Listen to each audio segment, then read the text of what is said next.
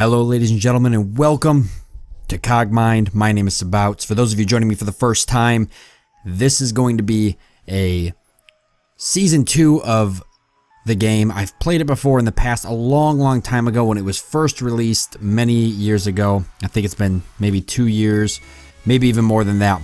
Probably the third game I ever covered on my channel. I think it was the third, or it might have been the second. Probably should have looked all that up before I started, but yeah. It was a long time ago, and it was a great game, and I had a lot of fun with it, but we're back, and we're here to revisit it because a lot has changed over the course of the last few years. I'm talking like massive changes, a completely different game practically. The controls are the same, but there's a lot more here to it. So we're going to play it again. For those of you that have never seen Cogmind before, it is a roguelike game, sci-fi. There's a story and everything to it, and different story arcs and whatnot, and we'll get into that as we play the game. The first time I played it, since it is a roguelike game, it is permadeath. So the first time I played the game ever, I allowed myself 5 lives before the series concluded. I'm going to do the same thing, so that's the rules for this series. I get 5 lives, so 5 chances to play the game through and try to see it to the end. If I die, that counts towards my lives. After I go through all 5, that's the end of the series. So we're going to get started here. This is the beta version of the game right now. So like I said, lots of updates have been coming out. I'm not very good at the game, but I'm not very bad at it. I'm okay. I have a general idea of what I'm doing. In my first series, I kind of went through and I had explained some of the controls and movements. I'm not going to do that so much now, only because I don't want to take up too much time. I want to get right into it, but I will kind of talk as I do things. So those of you who are watching and kind of curious what Cogmind actually is, you'll be able to kind of see that. So you can see my little blue guy here. I'm moving around. That's actually my unit, or me. That's the character, and we're the Cogmind. Essentially, like we're a robot that was dumped into a scrapyard. However, for whatever reason, we came back online and we're essentially sentient, and now we're just going to try to escape wherever we are. We don't really know what our purpose is. We don't really know what's going on. Hopefully we can figure that out as we play through. Let's go ahead and pick up. So these things on the ground here, they're components. If I actually go ahead, I could press the key here, the number 3 on my keyboard, and it'll bring up everything around me as it pertains to units and items on the ground. You can see if I press 2, there's no friendlies, no hostiles. 4 is no known exits, and that's the only ones. But this is kind of gives you all your items. So we need to get an engine. We're going to pick up this light ion engine now, and we need to get some forms, some type of transport or better way to move around. You see we can move now, but if you look on the right side of the screen, I can go ahead and actually turn the mouse on. You can see we've got power, propulsion, utility, weapon. This is where everything goes off to. Now you can play with the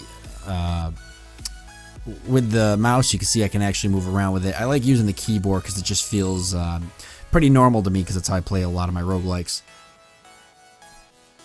Okay, so for propulsion, starting choices, we've got wheels, we've got treads, we've got legs.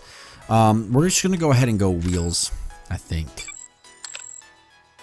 And what are the differences? I think treads are a little bit more, I could be wrong about this, so I really don't want to say it. I know wheels are fairly quick. I think the treads are a little bit more durable. I'm not sure about the legs. I'm sure somebody can chime in the comments and let me know what the big differences are for them. All I know is that I really like using flight units, so if I can find them, I much more prefer them over anything. Okay, so we got a light ion engine and a regular ion engine. We'll go ahead and pick that up into our inventory, and we will store that for later. We're going to pick all this stuff up here. The keys I'm using to pick everything up and whatnot, I'm not going to go over because that would take me forever. So if you do decide to get into the game, just know that this isn't really a tutorial. But you can press the escape key and you can find all of the hotkeys, which there's a million of them. You can find them all over the different help screens and whatnot. So there's a whole manual and everything. The game's very well laid out. And the sound effects and the special effects and everything are very cool. Now, what I like to usually do coming through here is I usually like to try and shoot some of these units. We got to activate stuff, though. I almost forgot that, so let's turn our light engine on. both of our wheels, and we'll go ahead and, what do we got, 2 lasers here. I guess lasers tend to be a little bit more energy consuming. Up in the top right corner of the game screen, let me go ahead and show you guys that because it is important for those of you not familiar with the game. We've got our core, essentially our health. Energy is, so the engine here, it produces energy. And different components will use energy. You just want to make sure that this number's in the positive. Once it goes in the negative, if you run out of energy, you start moving really slow and bad things start happening. You're generally going to die if you're getting shot at, so want to keep that number in the positive so we're continuously gaining more energy than we're using. Now you can see that if I was to take a look at, say, the medium laser, it consumes -10 energy and we're only getting +6. So if I was to shoot this back to back to back, I would eventually burn through my energy. So that's kind of good to know. Okay, we'll go ahead and turn both on just because I want to try to kill something here. You can see the energy going down. Oh, actually, we're doing a very good job at it because it takes a certain amount of turns, so it looks like actually I can shoot them and the energy won't go down just because of the amount of turns that they take. Okay, we got another light ion engine. Okay, this is what I kind of wanted, some type of utility, so we can go ahead and equip that and turn it on. I believe this is the one. Yeah, so this one will slowly scan for stuff, which I think is pretty cool. We'll see if we can't get a scavenger here. That would be great. There we go. Mainly like to get the scavenger because I can get, yep, a small storage unit, which is usually pretty useful in the early game, especially if I have some stuff here I want to pick up. So I'll pick up another light ion engine, and since I've got the room, I could we'll pick up an extra wheel. I was thinking about getting the light treads. Well, you know what, we will get the light treads, so we've got them. Just in case we get our propulsion shot out from under us early on. Alright. So I think I've got everything I want to get here. We could shoot one of these guys. Okay, all we got was a wheel. And if we wanted to kill one of these guys, we could, but we're not going to do that. Alright, let's go up to the surface and begin the actual playthrough here. So you've got your log up in the top left-hand corner. You can see there pretty much everything that's going on. Just like any roguelike, usually there's a log of actions that are going on and kind of describing things that are going around you, damage, intel, stuff like that. So it says a rogue bot has emerged from the scrapyard, terminate on contact. So essentially an alert going out, letting everybody know that I'm a rogue bot and I'm running around and people are going to try to kill me. So what do we have here? I didn't get a good look at that. Okay, a grenade launcher and an assault rifle, 2 very good weapons. The grenade launcher in general was a pretty good find, so I'm going to take the small laser off and we're going to equip the grenade launcher. And we're going to go ahead and actually turn that on so we've got it. I would like to pick up this assault rifle. Oh, I already have an assault rifle in my inventory. I didn't even know that. Well, we will leave this one then. It's always good to carry extra weapons. As enemies shoot at you, they will shoot out weapons. And that can be really bad sometimes if you're low. So that scout, I don't think he saw me. He might have. He might alert some other people. We'll hope he doesn't. Okay, so that technician did see me, and unfortunately he is going to go alert people if I don't stop him. Okay, he already got to a terminal, so nothing we can really do about it. Oh, I didn't mean to do that with the grenade launcher, but it did work well.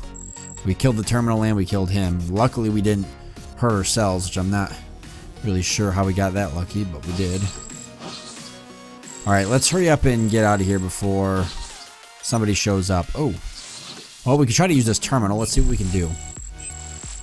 So what's really cool about this game is you can hack all sorts of stuff. Not only can you hack other robots or units moving out and about, but you can hack into terminals, and every terminal sometimes has different things. Some of them will repair weapons or improve them. Some of them just give information. Some of them might show you parts of the map, and I don't even know. There's like a whole bunch of stuff. So you can see here we've got, and I actually just realized that I left this on, I think, which I didn't mean to. Oh no, it just comes up like when this opens. Okay, so we can see there's the terminal.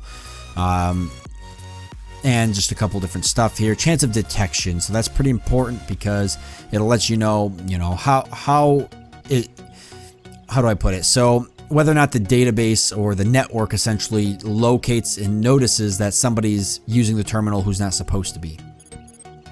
And you can see that there's a chance of failure here for some of these, or a chance of success, actually, is what it is.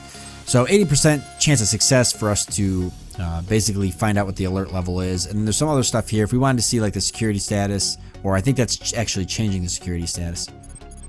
We only have a 30% chance of success. So chances are we're probably going to fail that. Let's go ahead and click the alert level. Wow, we actually failed that. Let's try it again though.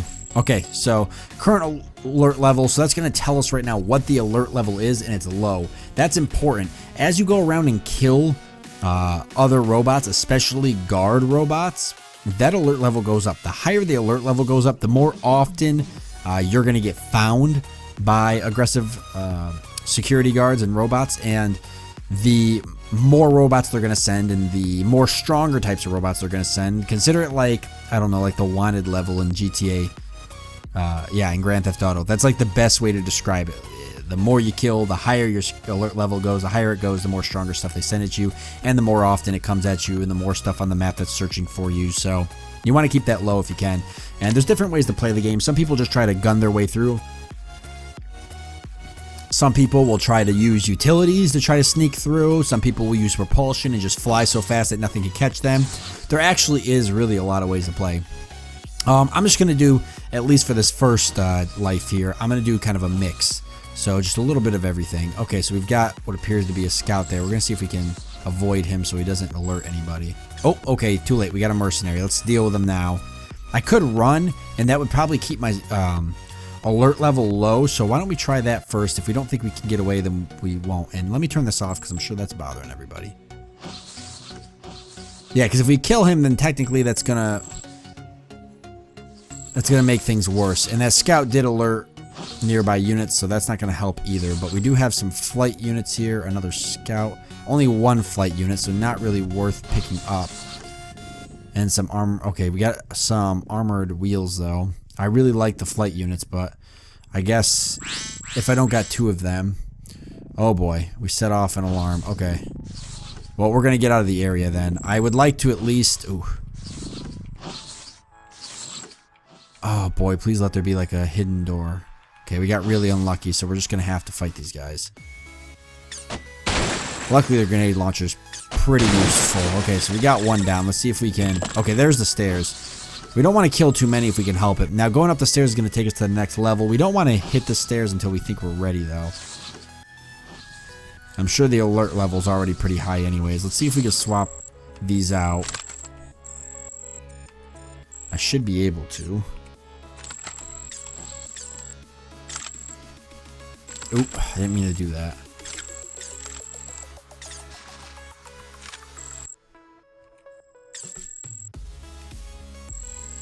What the heck?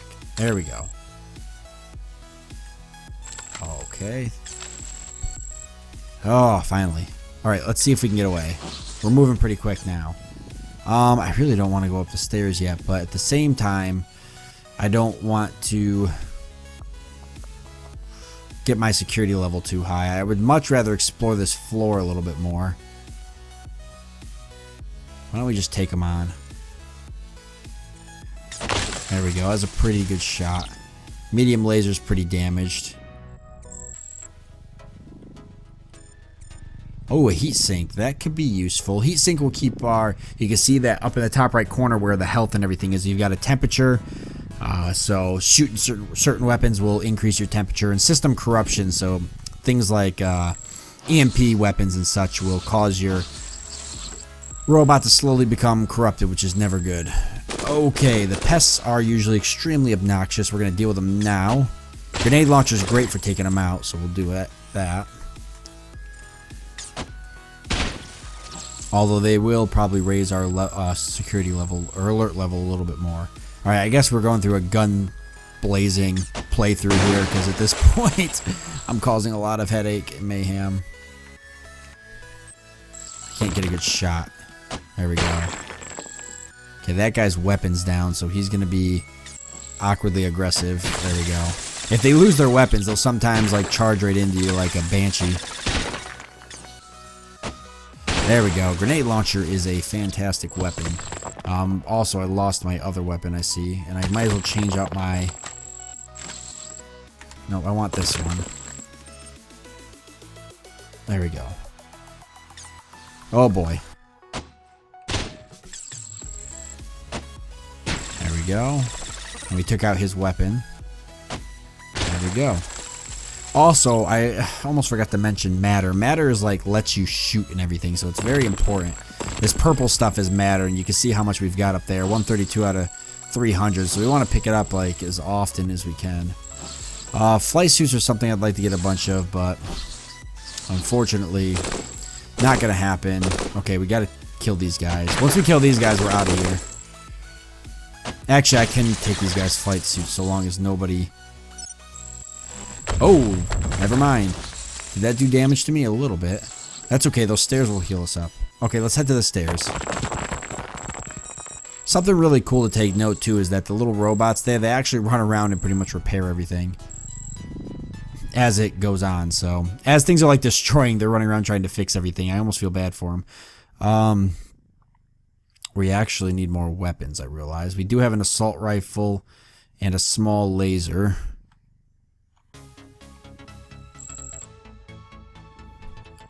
But that's not going to cut it. Matter's getting a little low. We can see if we can find some. Right there's a little bit.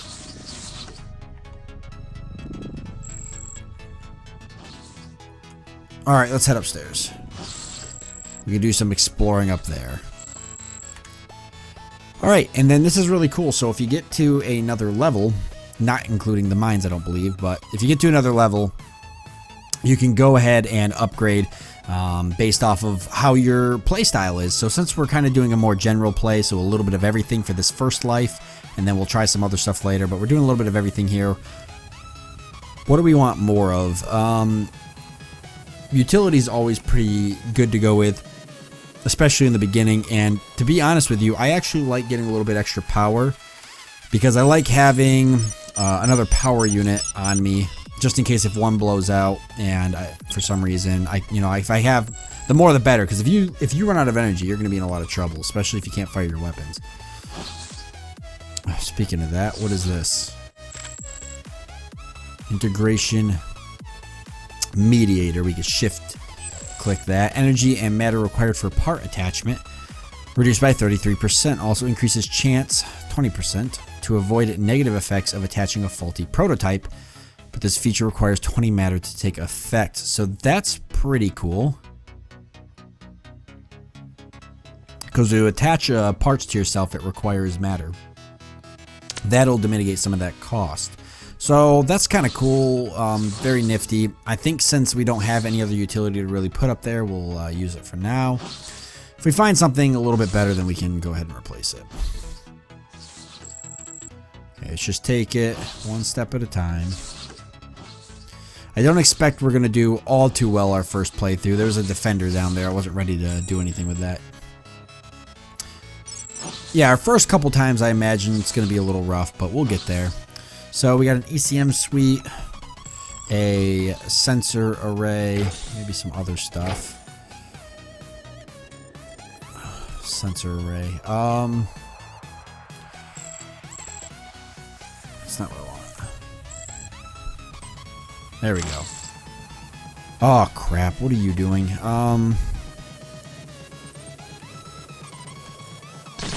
That's a nice shot, but we got a bruiser now. They hit hard. They got melee weapons and they hit hard with them. What the heck? Destroy that guy because he's picking up all of our good stuff. Okay, let's get the matter because that's the most important. Heavy assault rifle, definitely a grab. Heat sink. Okay, aluminum legs, sensor weights. Okay, we wanted to look at these now. Oh, that's kind of cool. That's almost worth having. But I would have to drop some stuff. Okay, let's do this. Let's drop our armored wheel. Let's throw our treads on.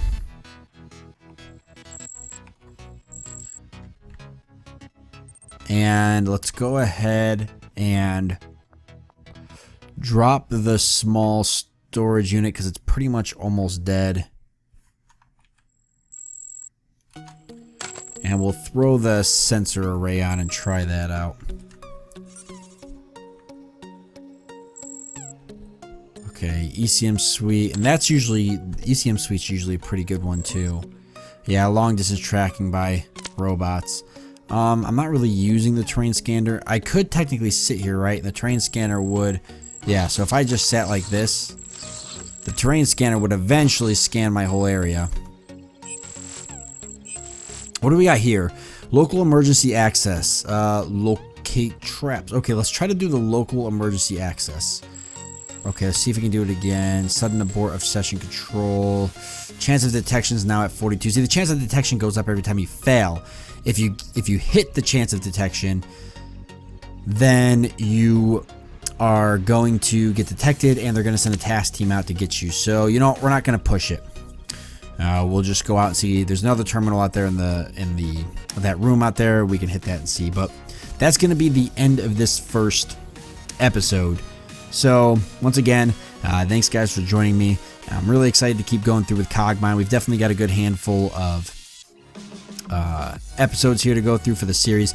If we got the 5 lives there, and then if I do beat the game by any chance, because there is actually an end game, and if I do get there, that'll end the series as well. I forgot to mention that in the beginning, but either way, if that happens, I'll be pretty happy because I didn't manage to do that in my first series, so I would love to pull this off this time.